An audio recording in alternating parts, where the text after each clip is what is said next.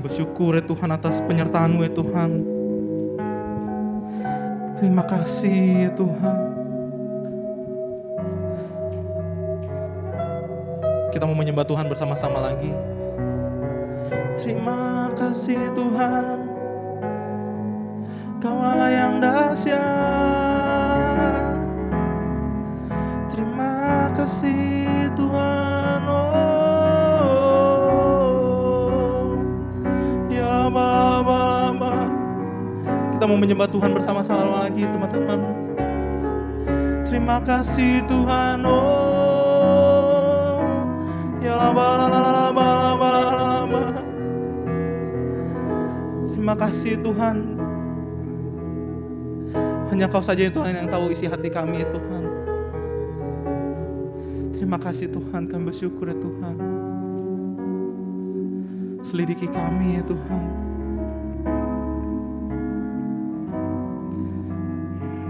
Lihat hati kami ya Tuhan. Selidiki aku. Selidiki aku.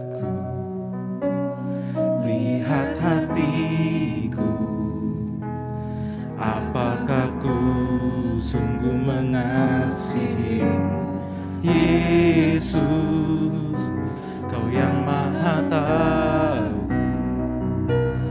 dan menilai hidupku. Tak ada yang tersembunyi bagi. Selidiki aku Tuhan. Selidiki aku, lihat hatiku, apakah ku sungguh mengasihi-Mu, Yesus, Kau yang Maha tahu dan menilai hidupku. Tak ada yang tersembunyi bagi-Mu. Telah kulihat kebaikan-Mu yang tak pernah habis di hidupku. Kami mau berjuang, ku berjuang sampai akhirnya. Kau dapati aku tetap setia. Telah kulihat kebaikan-Mu. Teman-teman, saya undang buat bangkit berdiri lagi. Kita mau masuk dalam firman Tuhan. Di hidupku berjuang sampai akhirnya.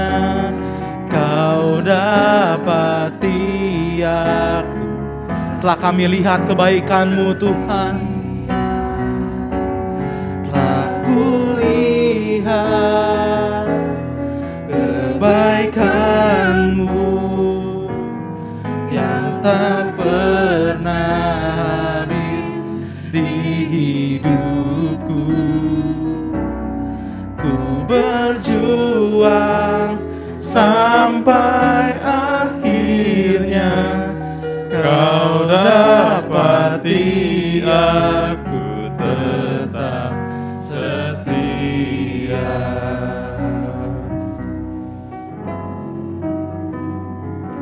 Selidiki aku, lihat hatiku, apakah ku sungguh mengasihi-Mu, Yesus, Kau yang Maha tahu dan menilai hidupku. Tak ada yang tersembunyi bagi-Mu.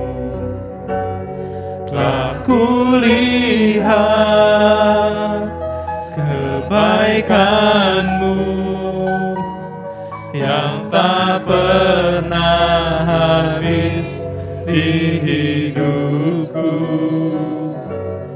Ku berjuang sampai akhirnya kau dapati aku tetap setia. Telah kulihat kebaikanmu yang tak pernah habis di hidupku. Ku berjuang sampai akhirnya kau dapati aku tetap setia. Dapati aku tetap setia. Dapati aku tetap setia.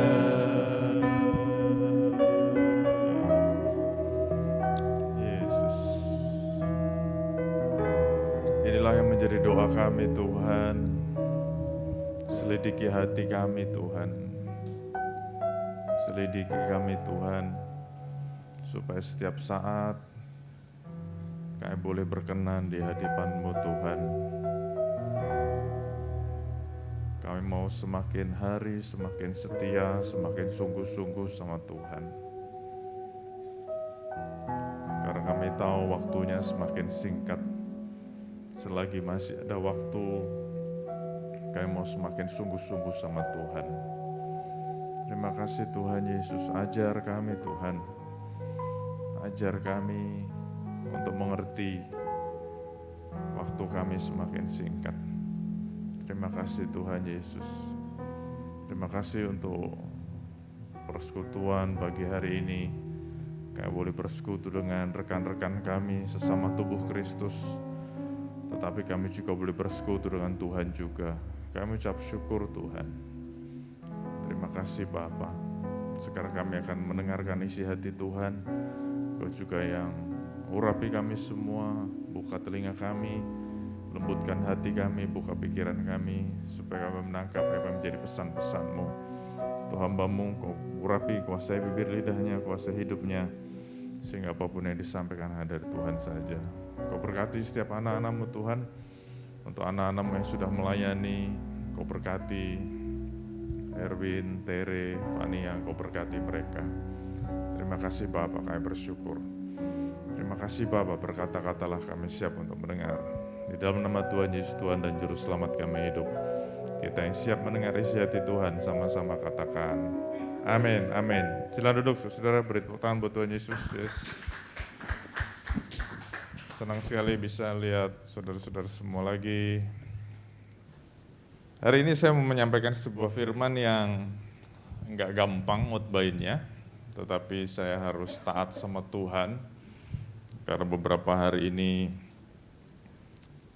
sampai tadi malam sebetulnya saya masih berusaha lari gitu ya, saya mau khotbahin yang lain.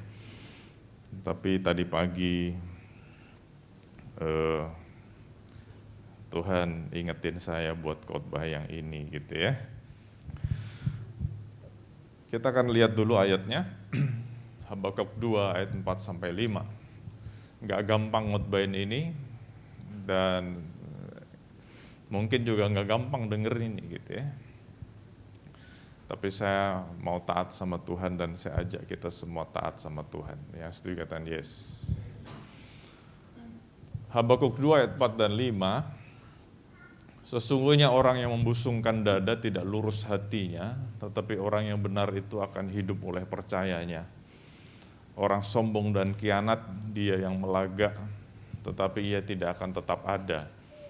Ia menganga-ngakan mulutnya seperti dunia orang mati dan tidak kenyang-kenyang seperti maut. Sehingga segala suku bangsa dikumpulkannya dan segala bangsa dihimpunkannya. Nah, kalau tadi saudara mungkin bertanya-tanya, kenapa khotbahnya nggak gampang dikhotbahkan dan mungkin juga nggak gampang didengar? Karena hari ini Tuhan mau kita belajar satu topik yang namanya kesombongan. Kesombongan. Kesombongan adalah sebuah dosa yang tipis banget ya. Seringkali orang nggak sadar kalau dia lagi sombong. Bahkan orang yang menganggap dirinya baik juga nggak sadar kadang-kadang dia juga sombong. Dia sombong dengan kebaikannya. Sometimes orang yang rendah hati juga nggak sadar kalau dia lagi sombong. Dia selalu ngomong, nih loh aku orang paling rendah hati. Aku orang yang paling tulus, pelayanannya nggak hitung-hitungan. Tapi dia ngomong terus gitu ya. Jadi lagunya cocok banget tadi, nggak janjian sama Erwin. Nggak janjian ya Win? Enggak ya. Erwin pilih lagunya, selidiki aku Tuhan, selidiki aku.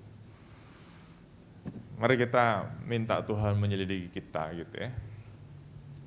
Salah satu pertanyaan yang sering ditanyakan ke saya, bahkan orang gak nanya juga, saya sering bertanya-tanya sendiri dan juga bertanya kepada Tuhan. Khususnya di masa pandemi ini pertanyaan itu makin kencang. Kenapa hal-hal buruk terjadi sama anak-anak Tuhan? Saya nggak tahu, saudara pernah nanya itu nggak? Kenapa kita yang udah sungguh-sungguh sama Tuhan juga mengalami hal-hal yang buruk? Why bad things happen to good people? Sejak masuk masa pandemi, pertanyaan itu makin kencang. Kenapa hal-hal buruk terjadi? Kenapa hal-hal buruk dialami oleh orang-orang benar? Dan hari ini salah satu jawabannya adalah Tuhan mengizinkan, saya ulang sekali lagi kata-katanya, Tuhan mengizinkan hal buruk terjadi karena saya sangat percaya Tuhan tidak pernah merancangkan yang buruk. Yang setuju kata yes. Tapi Tuhan mengizinkan hal yang buruk terjadi, jadi bukan Tuhan yang menciptakan, tapi Tuhan mengizinkan hal buruk terjadi kepada orang-orang benar, supaya orang benar itu tidak sombong. Tidak sombong. Nah, kita akan lihat 2 ayat ini dulu, sebelum kita ngelihat ayat selanjutnya. Sesungguhnya orang yang membusungkan dada tidak lurus hatinya, tetapi orang yang benar itu akan hidup oleh percayanya. Orang sombong dan kianat dia yang melagak, tetapi ia tidak akan tetap ada. Ia mengangakkan mulutnya seperti dunia orang mati dan tidak kenyang-kenyang seperti maut. Sehingga segala suku bangsa dikumpulkannya dan segala bangsa dihimpunkannya. Kita lihat kalimat demi kalimat. Yang pertama yang saya mau kita sungguh-sungguh perhatikan adalah orang yang membusungkan dada tidak lurus hatinya. Nah, orang yang membusungkan dada jangan dilihat orang yang dadanya bidang ya. Oh, berarti nggak boleh nge-gym dong ya, kan dadanya jadi bidang. Enggak. Orang yang membusungkan dada adalah orang yang selalu ngomong aku. Banyakan ngomong akunya gitu ya, dikit-dikit aku, saya. Nah, saya bersyukur sejak pandemi ini kan khotbah saya direkam masuk ke YouTube ya. Dulu saya nggak mau gitu ya. Tapi sejak ada di YouTube, saya selalu dengerin juga gitu ya. Nah, di situ saya belajar untuk mengurangi ngomong saya dan aku. Kadang-kadang nggak sengaja seorang pengkhotbah banyakkan ngomong sayanya, banyak ngomong akunya daripada ngomong Tuhan Yesusnya. Nah, saya mengajak kita semua juga begitu. Kadang-kadang kita nggak sadar terlalu banyak bersaksi pengalaman sendiri daripada menyaksikan kebesaran Tuhan. Tipis kan? Bedanya tipis. Yang tahu siapa? Ya yang tahu Tuhan dan diri kita. Makanya lagunya pas banget tadi. Selidiki aku Tuhan. Selidiki aku. Nah, orang yang membusungkan dada tuh ngomongnya aku. Oh, ini karena aku. Kalau nggak ada aku nggak bisa. Gereja ini bisa karena ada aku. Kalau nggak ada aku nggak bisa. Atau apapun lah. Perusahaan ini, kantor ini, pekerjaan ini. Itu. Kadang-kadang kita nggak sadari dalam kesendirian, di mana kita sedang bergumul dengan diri kita sendiri. Ngomongnya gitu, aku. Kalau nggak ada aku habis, nggak bisa. Nah Tuhan mengingatkan kita hari ini, jangan suka membusungkan dada, karena orang yang membusungkan dada, orang yang ngomong aku itu tidak lurus hatinya, not sincere, tidak tulus. Jadi waktu dia membusungkan dada, contohnya pelayanan ini karena aku, gereja ini karena aku, firman Tuhan mengatakan pelayanannya tidak tulus, not sincere. Ada udang di balik batu, ada sesuatu yang dia cari, ada agenda terselubung. Nah, saya kalau tadi ngomong pelayanan, saudara bisa aplikasikan dalam seluruh kehidupan. Termasuk dalam keluarga. Keluarga ini kalau nggak ada aku habis deh. Siapa bilang gitu ya. Nah yang kedua, bicara tentang membusungkan dada, kalau tadi ngomong aku, yang kedua bicara tentang show off. Membusungkan dada kan, show off. Lu nggak tahu siapa gua gitu ya. Siapa lu gitu ya. Nanya, lu nggak tahu siapa gua? Ya nggak tahu, kenalan dulu dong makanya. Nah tapi orang yang show off itu hari-hari ini lagi viral. Beberapa kali saya sampaikan ke saudara, saya suka tuh lihat-lihat YouTube, sosial media, dan hari-hari ini lagi viral vocabulary baru namanya flexing. Orang yang pamer, karena dia pikir dengan cara pamer itu adalah identitas dia. Gitu ya. Nah Tuhan menegur saya keras ya. Beberapa tahun lalu saya suka foto memang, saya suka foto, dan kalau foto dinikmati sendiri kan nggak bagus gitu ya. Jadi foto kita bagikanlah ke orang lain lewat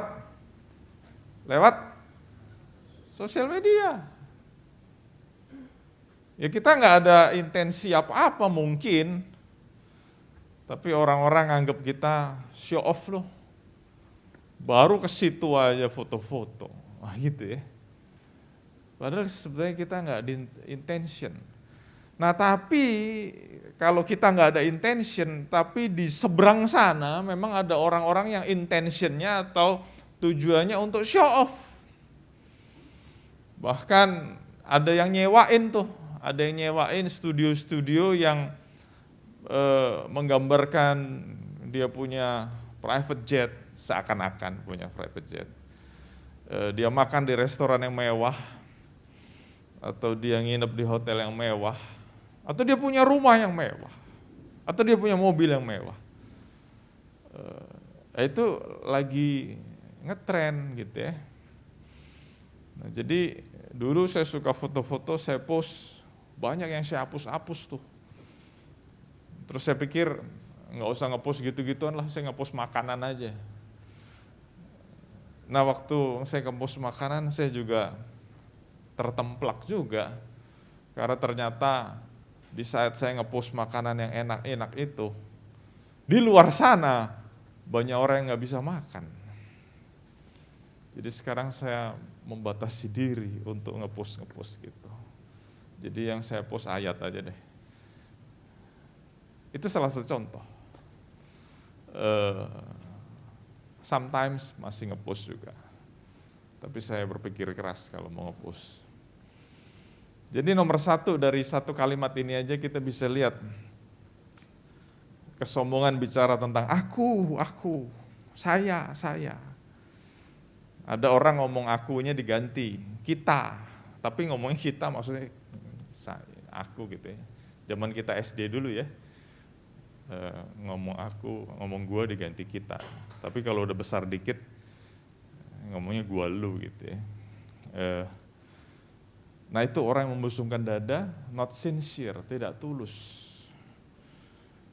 Jadi nomor satu bicara aku. Saya jadi tiba-tiba keinget ya, dosa kesombongan yang pertama adalah dilakukan oleh Lucifer. Lucifer yang arti namanya adalah light bearer, pembawa terang. Namanya bagus banget loh, artinya pembawa terang. Dan Lucifer diciptakan Tuhan, bentuk tubuhnya itu kristal. Jadi memang dia bercahaya gitu ya, bercahaya. Terus gerakan tubuhnya menghasilkan suara, nada. Makanya dia berfungsi sebagai lead worship di sorga. Tapi satu waktu dia berpikir, kenapa bukan saya yang dapat pujian gitu ya, ngomong aku. Kita buka ayatnya yuk. Yesaya 14, 12, 13, 14. Ayat 12, wah engkau sudah jatuh dari langit, hai bintang timur. Nama panggilannya selain light bearer adalah bintang timur. Putra fajar, engkau sudah dipecahkan dan jatuh ke bumi, hai yang mengalahkan bangsa-bangsa. Engkau yang tadinya berkata dalam hatimu, aku hendak naik ke langit.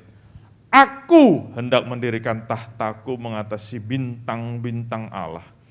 Aku hendak duduk di atas bukit pertemuan jauh di sebelah utara. Aku hendak naik mengatasi ketinggian awan-awan, hendak menyamai yang maha tinggi. Nah, Tuhan tahu hati gitu ya. Bahkan sampai malaikat juga Tuhan tahu hatinya. Jadi enggak berkepanjangan diusirlah Lucifer dari surga. Dan sekali lagi saya katakan Tuhan enggak suka orang sombong. Tuhan enggak suka orang sombong. Karena apa? Orang sombong itu orang yang menyangkali kebesaran Tuhan. Kita bisa begini karena Tuhan, bukan karena kemampuan kita. Yang setuju kata Yes. Yang menyadari kata Yes. Kita bisa sampai kayak gini sekarang ini karena Tuhan. Jadi kalau ada orang yang kayak Lucifer, aku hendak naik ke gunung yang tinggi, aku hendak mengatasi bintang-bintang. Ngeri loh. Karena contohnya udah jelas, dosa kesombongan yang pertama dilakukan oleh Lucifer dan Lucifer dihajar sama Tuhan. Jadi kalau ada quote berkata, bapak kebohongan adalah iblis. Betul ya, pernah dengar ya? Orang suka bohong tuh anaknya iblis. Tapi hari ini saya juga mau katakan bapak kesombongan adalah Lucifer. Jadi sekali lagi kalimat ini mengatakan, mengajarkan orang yang membusungkan dada tidak lurus hatinya. Aku. Sukanya show off. Ngapain sih show off? Ya, ngapain show off? Faktanya orang-orang yang super rich adalah orang-orang yang tidak suka diketahui orang-orang banyak. Super rich. Jadi ngapain sih show off? Ngapain sih flexing gitu ya? Memusungkan dada. Jadi ngomong aku nomor 2, show off. Ya sekali-sekali foto masukin sosial media nggak apa-apa, karena harus diakui waktu saya ngobrol sama begitu banyak orang, termasuk teman-teman yang jago komunikasi, ahli-ahli komunikasi berkata, that's part of the way of communicating lewat sosial media. Jadi teman-teman biar tahu, nih loh gue lagi ngapain. Jadi sebenarnya anak muda berkata ini adalah alat komunikasi juga. Teman-teman tahu gue lagi di mana, teman-teman tahu gue lagi di mana gitu ya. Ya it's okay lah, tapi mesti hati-hati. Ingat bedanya tipis banget. Kalimat yang kedua ada di ayat yang tadi, Habakuk. Orang sombong dan kianat dia yang melaga, tetapi ia tidak akan tetap ada. Nah, masih balik ngomong tentang sosial media. Kenapa orang suka ngepost di sosial media? Salah satu alasan, bukan salah satu alasan. Alasan terbesar orang ngepost di sosial media supaya orang tahu eksistensinya. Betul nggak? Eksis. Kenapa sih dikit-dikit ngepost? Eksis. Biar orang tahu gue eksis. Biar orang tahu gue ada. Betul nggak? Biar orang tahu gue nanti ada gitu loh, eksis gitu kan, eksis. Dikit-dikit foto, seret, selfie gitu ya, selfie. Bukan cuma selfie, wifi. Karena yang difoto banyak kan, rame-rame, jadi banyak. Tapi di sini dikatakan orang yang sombong, ia tidak akan tetap ada. Jadi kalimat yang kedua bicara tentang orang yang sombong itu enggak eksis malah. Karena Tuhan berkata orang yang sombong eksistensinya akan hilang. Kitab Yakobus berkata seperti uap. Seperti uap. Kita ngeliat uap enggak? Kadang-kadang kita ngeliat uap kalau lagi nyeduh teh, nyeduh kopi, itu kan ada uap kan. Mungkin sebagian dari saudara kopi, teh kurang panas. Oke, saya ganti. Waktu saudara bikin instant noodle, itu kan ada asapnya kan. Instant noodle mungkin lebih relate sama saudara gitu ya, karena hampir tiap malam saudara bikin instant noodle. Dituang air gitu ya, ada uap. Tapi uap berapa lama? 1 menit? Nggak ada 1 menit. Nah, kitab Yakobus berkata manusia itu seperti uap. Cuman kelihatan sebentar aja. Nah, di sini Tuhan ngingetin kepada kita orang sombong dan khianat, dia yang melaga. Tetapi ia tidak akan tetap ada, eksistensinya nggak ada. Renal Kasali, saya udah beberapa kali ngomong, saya suka lihat YouTube-nya beliau gitu, orang pinter. Satu kali dia ngomong, biarlah orang lain yang mengakui eksistensi kita. Bukan kita yang mengakui eksistensi kita sendiri. Keren ya? Jadi kan lucu gitu, kalau saya dikit-dikit cerita Nathan, kan lucu. Tapi kalau ada orang lain yang nyebut nama saya di YouTube-nya, di sosial medianya, nah itu keren. Yang setuju kan? Yes. Itu keren. Jadi, oh iya benar juga. Jadi ngapain juga kita berlagak, ngapain juga sombong. Saya harap saudara get the point. Kalimat yang ketiga, dari 2 ayat tadi ini kalimat yang ketiga. Ia mengangkat mulutnya seperti dunia orang mati dan tidak kenyang-kenyang seperti maut. Sehingga segala suku bangsa dikumpulkannya dan segala bangsa dihimpunkannya. Kalimat yang ketiga ini waktu saya baca berkali-kali artinya gini loh. Orang yang sombong punya banyak keinginan. Ini kan ngomong gitu kan. Mengangkat mulutnya. Orang yang sombong tuh maunya banyak, gak pernah puas, mau ini, mau itu, mau ini, mau itu. Ada sebuah stiker, I want it all. Terus mulutnya gede kebuka. And I want it now. Waduh, itu ada lagunya sih. I want it all, and I want it now. Nah ternyata firman Tuhan mengatakan orang yang banyak maunya itu sombong. Orang yang sombong banyak maunya. Nggak pernah puas. Ini kan dibilang tidak pernah kenyang-kenyang, tidak pernah satisfy. Mau ini, mau itu, mau ini, mau itu, mau ini, mau itu. Nah, jadi kalau ada orang yang banyak maunya, hati-hati tuh. Kan tadi lagunya gitu ya. Selidiki aku Tuhan. Nah hari ini kita sedang diselidiki sama Tuhan. Kalau kita banyak maunya nih, mau ini, mau itu, mau ini, mau itu, nggak ada habisnya. Jangan-jangan kita sombong. Padahal firman Tuhan mengatakan 1 Tesalonika 5:18 mengucap syukur dalam segala hal. Dan saya ingat banget waktu itu kita fuel gitu ya. Orang yang tidak bisa mengucap syukur dalam segala hal karena dia tidak bisa menghargai hal-hal kecil yang Tuhan sudah berikan. Nah, jadi orang yang pengen terus, dia nggak bisa mengucap syukur. Kenapa?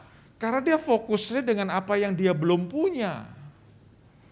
Padahal orang yang mengucap syukur adalah orang yang fokus dengan apa yang dia punya. Apa yang Tuhan sudah berikan kepadanya. Makanya waktu masuk tahun 2021, kan kita masuk COVID itu 2020 ya. Masuk tahun 2021 itu banyak tagline yang saya suka. Memasuki tahun baru 2021, marilah kita fokus dengan apa yang kita punya. Fokus with what you have. Supaya kita bisa mengucap syukur. Kalau fokusnya dengan target, dengan resolusi, dengan cita-cita, ya nggak salah sih, anak muda juga begitu. Tapi hari ini saya mau menyampaikan sesuatu yang beda nih. Biasanya kalau khotbah sama anak-anak muda, ayo kejar cita-citamu. Tapi hari ini saya mau katakan, fokus dengan apa yang Tuhan sudah lakukan dalam hidup kita. Tuhan udah ngasih kita berkat, setiap hari kita bisa makan lebih dari 3 kali sehari. Yang setuju katanya yes. Nggak cuma 3 kali kan? Nah, orang-orang seperti itu tapi masih pengen lagi, pengen ini. Nggak ada habisnya. Udah punya rumah, pengen lagi gedung. Terus pengen lagi. Terus. Nggak ada puasnya. Dan waktu orang tidak pernah puas, bisa nggak mengucap syukur dalam hidupnya? Nggak bisa. Kenapa? Kepalanya isinya yang dia belum punya. Terus, kejar terus. Di tengah-tengah kesibukannya mengejar itu semua, dia melupakan satu hal yang paling penting. Apa itu? Mengucap syukur. Aku udah punya ini loh Tuhan. Aku punya ini Tuhan.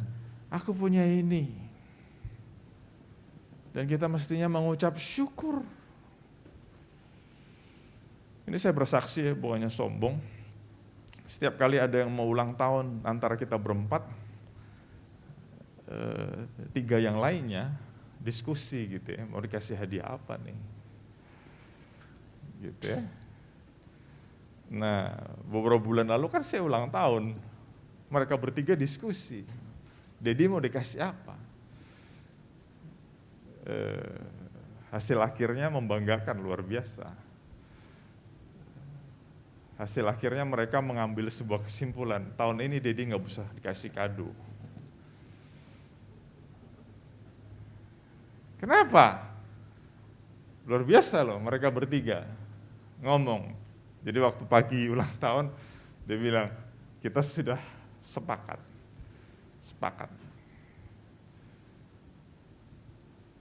Tapi itu hadiah terbesar, saya ngomong terus terang sama istri dan anak-anak saya. Itu hadiah terbesar selama saya hidup. Saya nggak dapat hadiah, tapi mereka ngomong gini, we agree not to give you anything, because you have everything you need. Waktu saya dengar gitu, sorry. Saya cuma bisa terima kasih Tuhan. Orang yang paling dekat sama saya, mereka melihat, you have everything you need. Wah, walaupun secara materi saya nggak dapat apa-apa, tapi kata-kata itu membuat saya, makasih Tuhan. Makasih Tuhan. I have everything I need. Dan itu mengubah banyak hal. Kata-kata yang sederhana, yang walaupun waktu mereka ngomong sambil ketawa-ketawa, sorry ya Daddy, you don't get anything this year. Because for us, you have everything you need. Wow.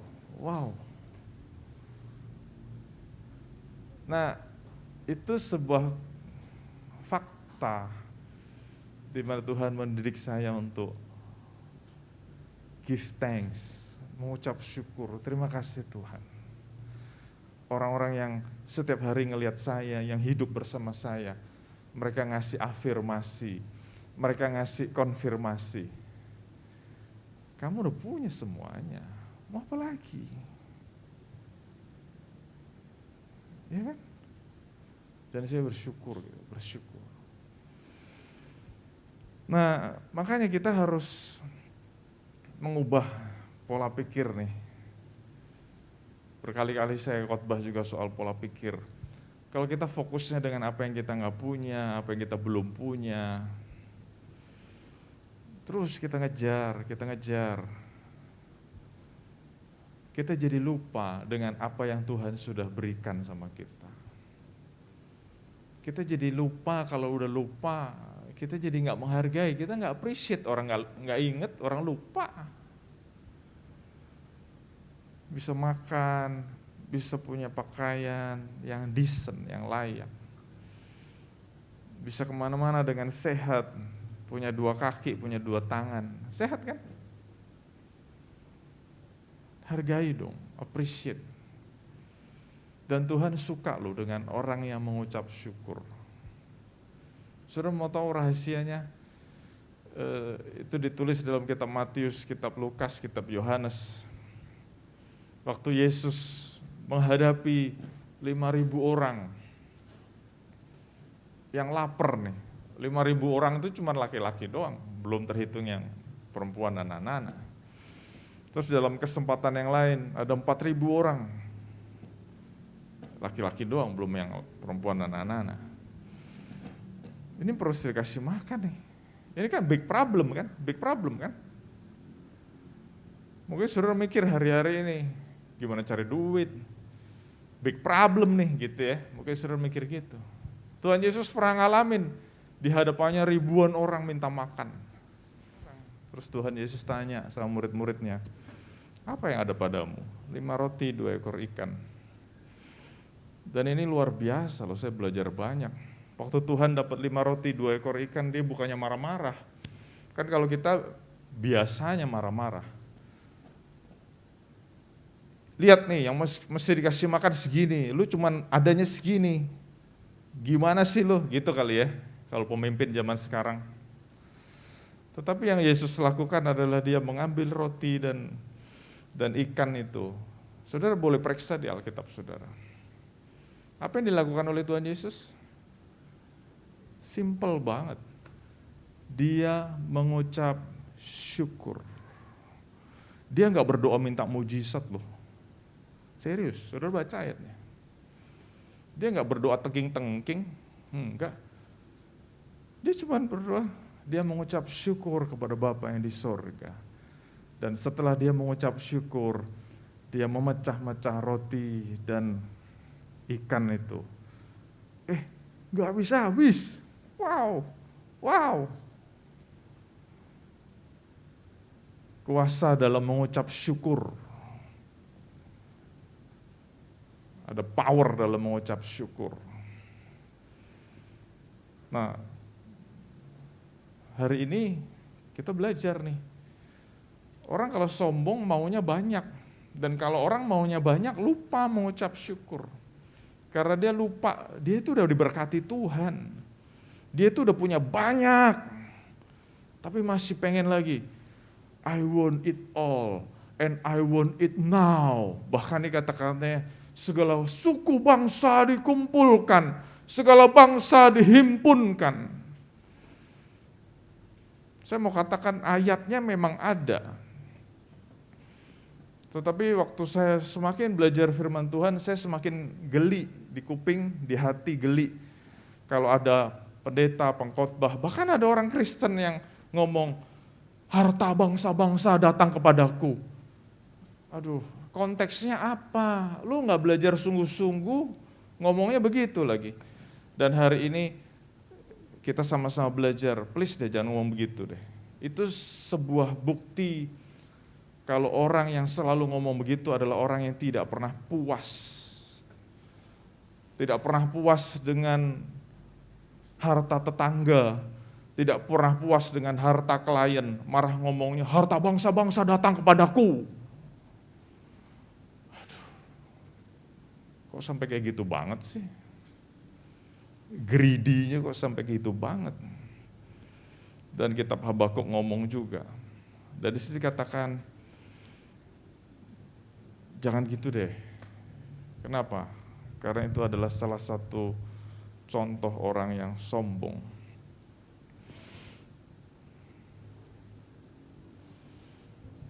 Ada 4 tingkat kesombongan, saya udah pernah sampaikan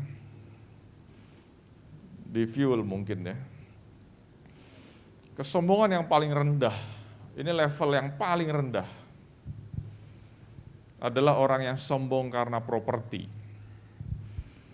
memiliki sesuatu.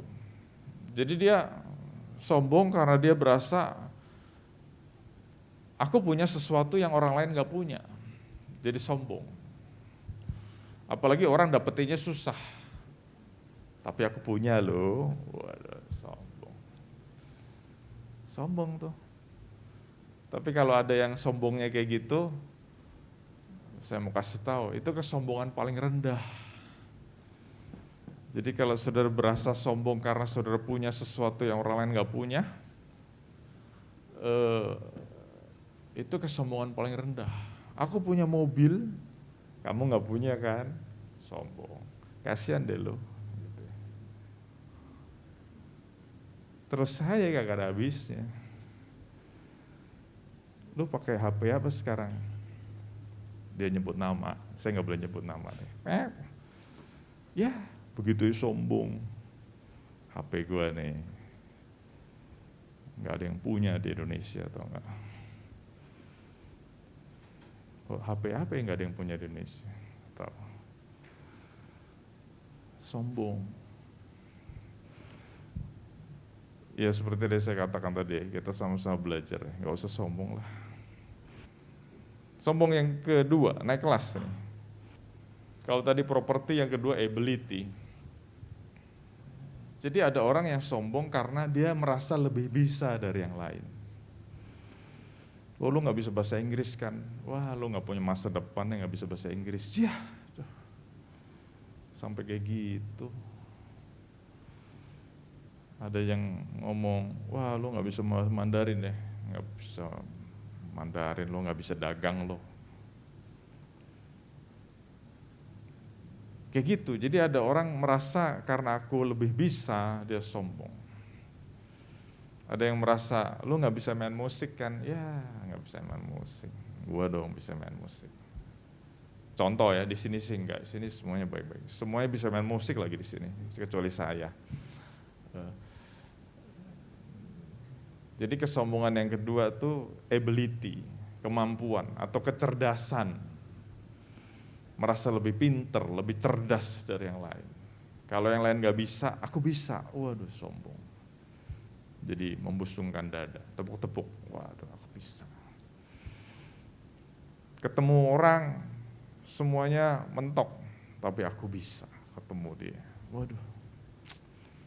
Itu yang nomor 2. Naik kelas lagi. Kesombongan tingkat ketiga. Orang yang merasa lebih baik daripada yang lain. Wah. Makanya banyak orang yang bikin aksi sosial, kasih-kasih sembako, kasih-kasih apa. Tapi tidak lupa untuk foto-foto. Nanti udah gitu, jangan lupa kalau udah foto diapain?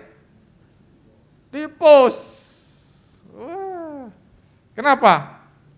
Terus kasih di bawahnya tulisan, dikala orang lain tidak peduli, aku peduli. Merasa apa?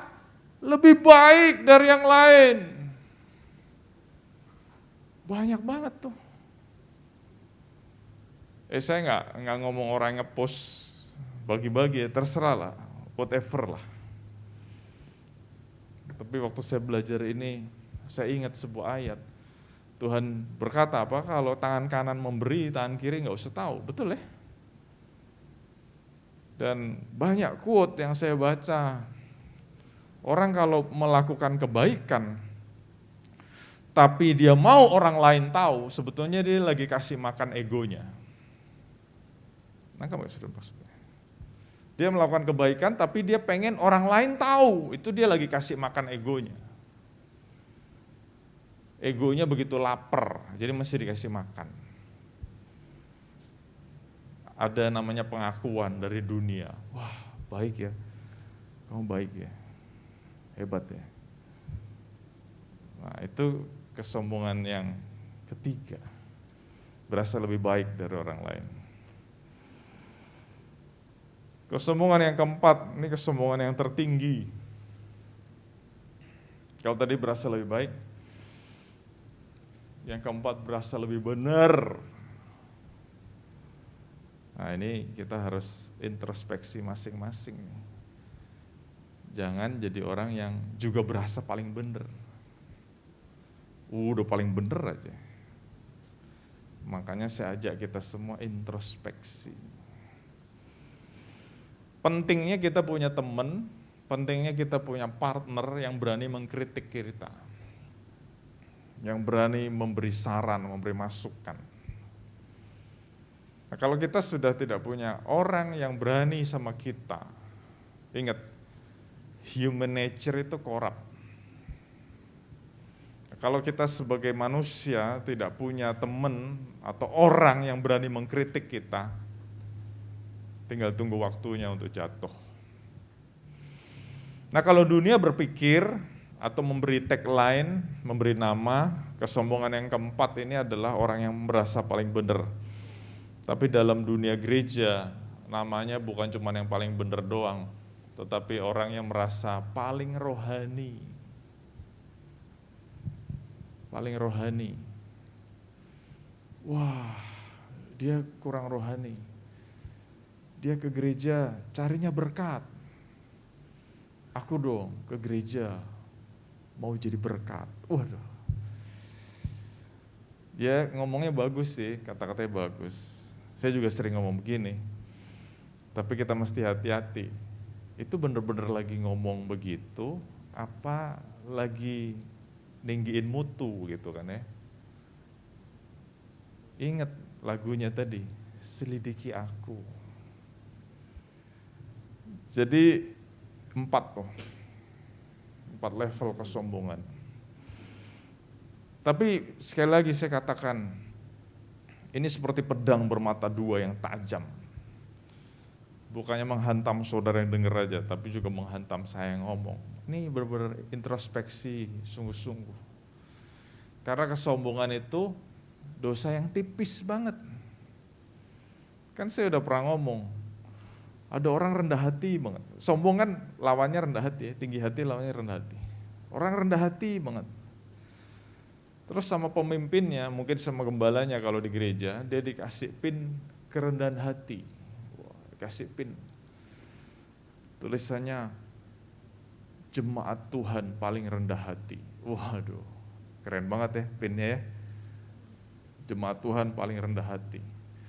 Tapi setelah dia dapat pin itu, setiap kali ada acara di gereja, dia pakai pin itu.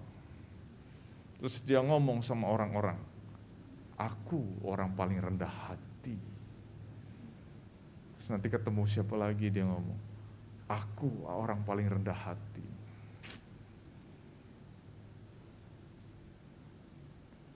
Sudah nangkep nggak maksudnya? Jadi dia tinggi hati di dalam kerendahan hatinya gitu kan ya.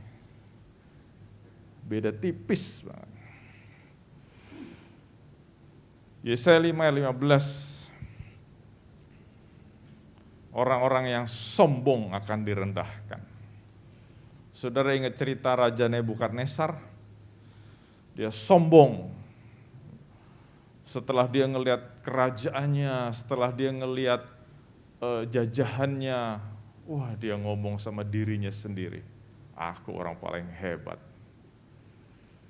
Seluruh bumi ku taklukkan. Dari sorga Tuhan muak dengernya.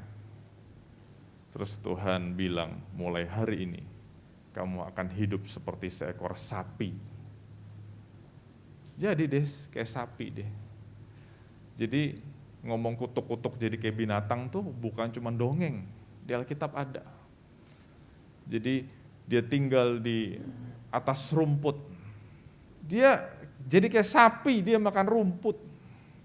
Setiap hari dia bermandikan embun pagi dan dia makan rumput. Orang-orang geleng-geleng ngelihat, ini raja loh. Bukan cuma raja, emperor, kaisar. Tapi kelakuannya kayak gitu. Direndahkan sama Tuhan. For your information, saudara, kalau saudara hari-hari ini sedang merasa direndahkan sama Tuhan, bersyukur.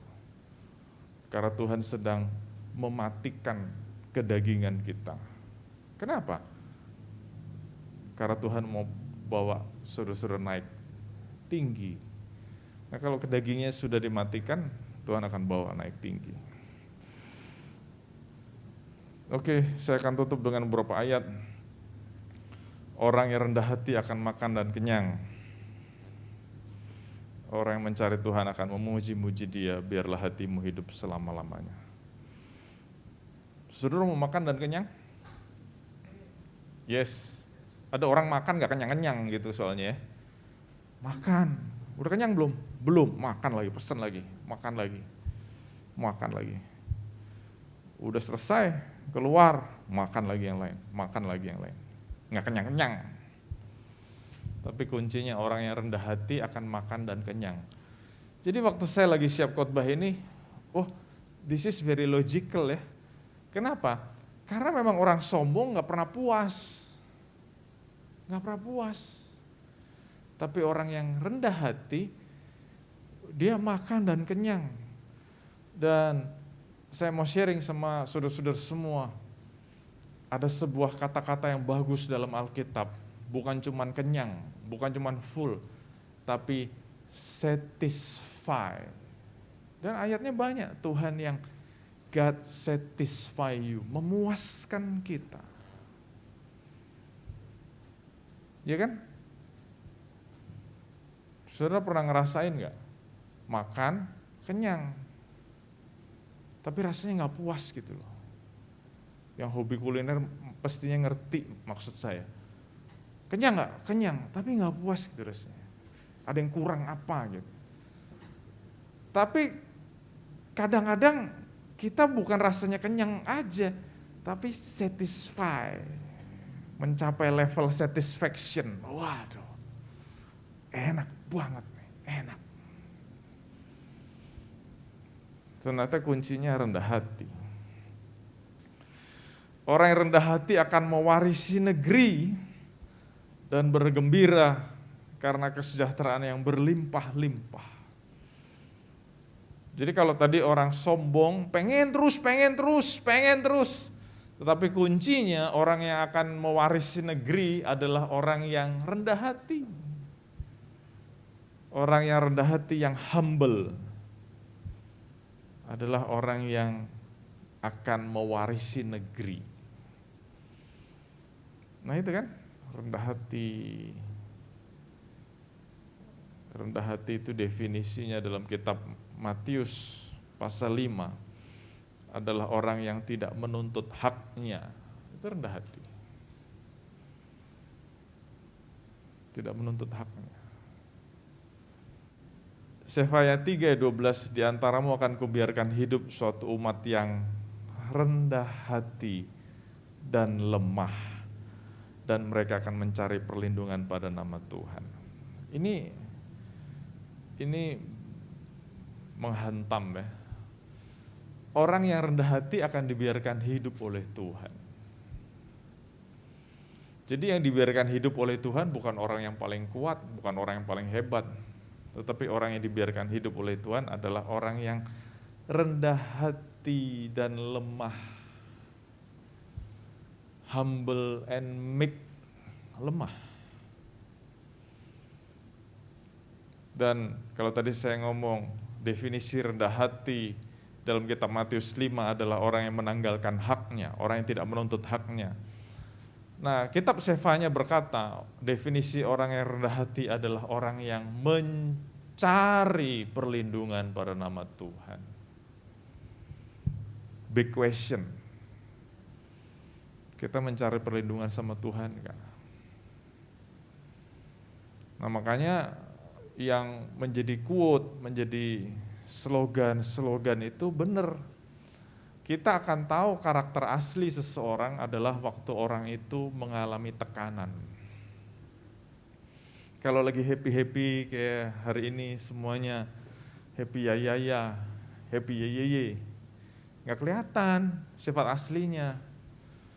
Tetapi kalau lagi ada masalah, ditekan gitu ya, dipres, ngek, apa responnya? Saya ganti, bukan apa responnya.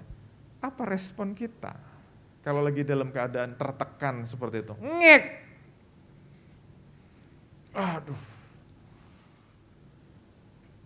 Tetapi orang yang dicari Tuhan adalah orang yang mencari perlindungan pada nama Tuhan. Saya selalu ingat cerita ini ya. Waktu Raja Daud, waktu itu belum jadi raja, dia lagi pergi berperang dengan pengikut-pengikutnya. Terus waktu dia pulang ke rumah, pulang ke perkemahannya, Siklak. Siklak itu di bumi hanguskan oleh musuh. Bukan cuma hartanya yang dijarah, tapi istri dan anak-anak mereka diculik. Wah, bayangin deh, lagi euforia menang perang, terus pulang ke perkemahannya hancur, hartanya dijarah, istri anaknya diculik. Terus masalahnya tidak berhenti di situ. Pendekar-pendekarnya Daud ini menyalahkan Daud, nuding Daud. Ini gara-gara kamu. Tetapi saya kagum dengan respon Daud. Waktu dia ngalamin seperti itu, dia mencari wajah Tuhan. Jadi dalam keadaan kalut kayak gitu kan, kalut banget tuh. Perkemahannya di bumi hanguskan, hartanya gak ada. Istri anak-anaknya gak ada, wah lebih parah lagi deh. Waduh, udah gitu pengikutnya nyalain dia lagi. Di situ dikatakan Daud mencari wajah Tuhan. Makanya nggak heran kalau Tuhan berkata sampai di kitab Kisah Para Rasul ditulis, hambaku Daud yang aku berkenan kepadanya. Wih, keren banget. Nah itu kan makanya tadi selidiki hati kita masing-masing. When you are in the depressed situation, apa sih respon pertamanya tuh apa? Tapi orang yang rendah hati adalah orang yang mencari Tuhan. Ayat yang terakhir. Orang yang rendah hati akan mendapat penghiburan dari Tuhan. Mau dapat penghiburan dari Tuhan? Kan tadi awal saya ngomong why bad things happen to good people. Salah satu alasannya adalah karena Tuhan mau kita stay humble. Dan waktu kita stay humble, kita tetap rendah hati, kita akan mendapatkan penghiburan dari Tuhan. Ya saya nggak tahu apa yang saudara alami, saya nggak tahu apa yang akan terjadi hari-hari ke depan, bahkan saya juga nggak tahu apa yang akan terjadi setelah kita selesai ibadah ini. Tapi kita sungguh-sungguh butuh penghiburan dari Tuhan loh. Benar nggak? Nah kalau kita sungguh-sungguh butuh penghiburan dari Tuhan, stay humble.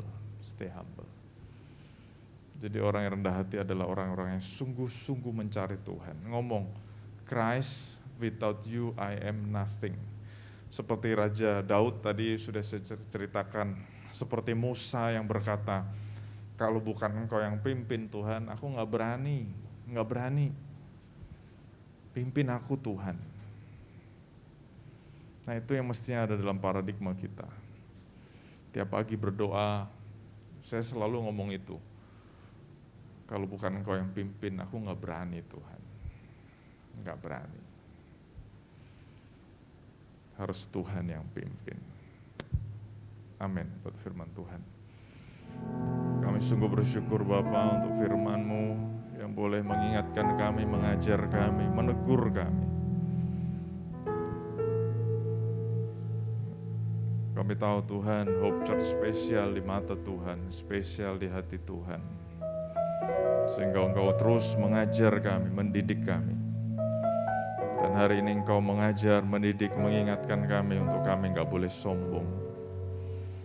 Apapun yang sedang Engkau persiapkan buat setiap pribadi, bahkan untuk gereja-Mu di tempat ini. Ajar kami untuk enggak pernah jadi orang sombong Tuhan. Kami mau jadi orang yang tetap stay humble, tetap rendah hati. Orang-orang yang selalu mau dekat sama Tuhan, mencari Tuhan. Hari ini kami mau mengaku di hadapan Tuhan. Tanpa Tuhan kami bukan siapa-siapa. Tanpa Tuhan kami nggak bisa apa-apa. Dan itu adalah salah satu pengakuan kerendahan hati kami Tuhan. Kalau kami bisa ada sampai hari ini, kami bisa punya segala sesuatu sampai hari ini, itu semua dari Tuhan. Dan segala puji, hormat, kemuliaan hanya buat Tuhan. Kami gak berhak mencuri kemuliaan Tuhan. Semuanya berasal dari Tuhan. Hanya karena kebaikan Tuhan, hanya karena kemurahan Tuhan, hanya karena anugerah Tuhan. Semua berasal dari Tuhan. Terima kasih Tuhan, Kau didik aku, keluargaku, bahkan seluruh jemaat Hope Church untuk jadi orang-orang yang stay humble, tetap rendah hati. Apapun yang sudah Engkau titipkan buat kami, bahkan kecakapan apapun yang Engkau anugerahkan buat kami, tidak boleh membuat kami jadi sombong dan lupa bahwa itu semua berasal dari Tuhan. Terima kasih Tuhan, terima kasih Tuhan. Terima kasih Bapa, Kau sungguh baik, sangat baik. Terima kasih Bapa. Kami bersyukur untuk hari ini, Kau sungguh baik, sangat baik. Kami bersyukur untuk rekan-rekan kami. Kami bersyukur untuk semua yang sudah hadir. Kami percaya yang sudah hadir bukan kebetulan, tapi Engkau punya divine purpose. Engkau punya tujuan yang khusus, kami boleh ada di tempat ini. Terima kasih Tuhan Yesus, terima kasih Bapa. Juga untuk anak-anak-Mu yang mengikuti ibadah ini dari manapun mereka berada, Engkau juga berkati Tuhan. Yang mengikuti secara online, Engkau berkati. Sekali lagi Tuhan, setiap kami diberkati Tuhan, yang sakit sudah disembuhkan dalam nama Tuhan Yesus, yang lemah sudah dikuatkan dalam nama Tuhan Yesus, bahkan yang jatuh kami percaya diangkat dalam nama Tuhan Yesus. Terima kasih Bapak, kami bersyukur. Terima kasih Bapa. Saudara-saudara yang dikasih Tuhan, terimalah berkat yang berlimpah-limpah dari Allah Bapa kita, kasih sayang anugerah dari Tuhan kita Yesus Kristus, dan persekutuan dengan Roh Kudus yang terus memimpin, menguatkan, meneguhkan kita. Ada selalu bersama dengan kita mulai saat sekarang ini, bahkan sampai selama-lamanya. Dan kita yang diberkati Tuhan, sama-sama katakan amin, amin. Happy Sunday, Tuhan Yesus berkati. Ku nyanyi Hosana.